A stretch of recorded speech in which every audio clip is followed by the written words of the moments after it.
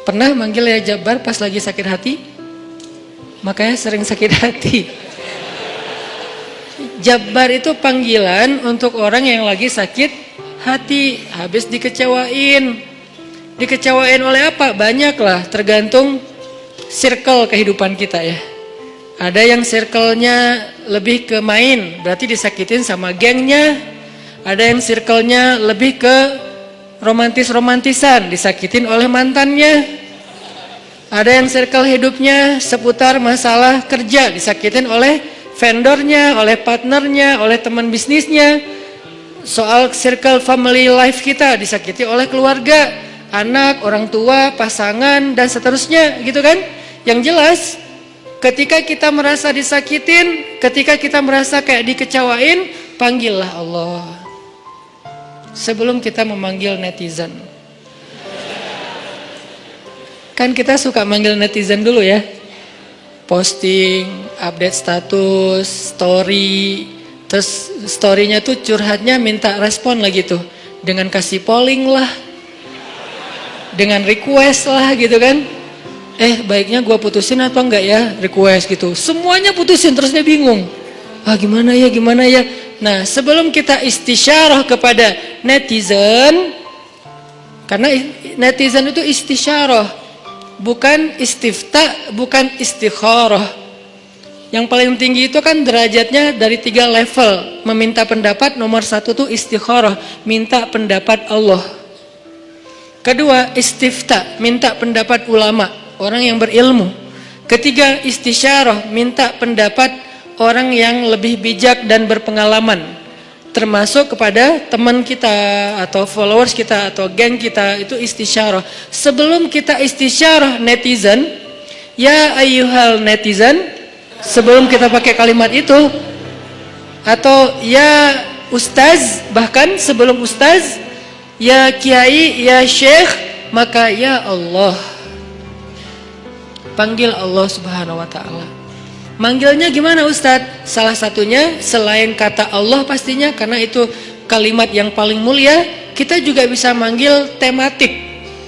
Ya Jabbar. Ya Jabbar itu bisa 2. Sebetulnya 3 maknanya Jabbar, tapi yang lebih common tuh 2. 1, dipanggil untuk masalah-masalah yang sifatnya apa ya? Bukan hanya besar, tapi kayak kekuatan. Ya Jabbar, ya Qahar. Arti Jabbar dalam konteks itu yang perkasa, yang memaksa. Ya Qahar, yang menaklukkan. Sehingga dipakailah kalimat Jabbar, Qahar, Aziz, kan kata-kata yang nama-nama yang perkasa gitu, untuk doa-doa yang sifatnya biasanya dipakainya dalam kondisi terzolimi. Ini doa-doa orang yang terzolimi. Kayaknya nggak perlu dihafal juga sih. Bukan nggak perlu dihafal, nggak perlu dipakai. Kenapa?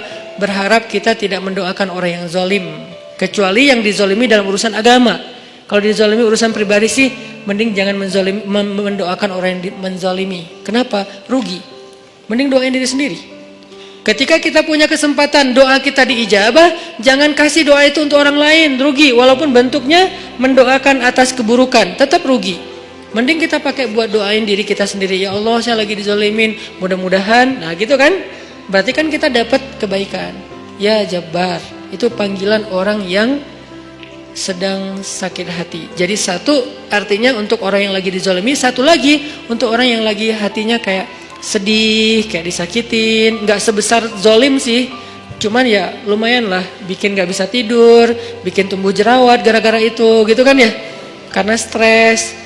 Jadi intinya adalah panggil Allah kalau kita lagi sakit hati dan dikecewain.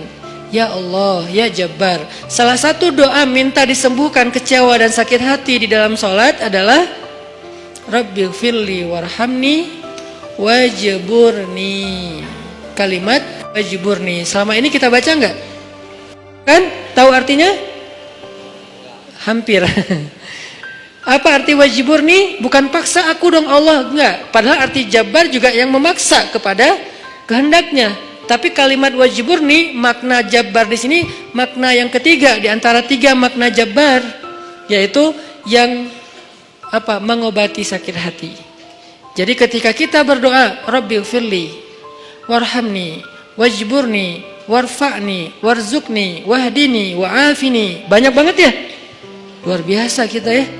Wajburni itu artinya kalau kita terjemahin, sembuhkanlah sakit hati saya.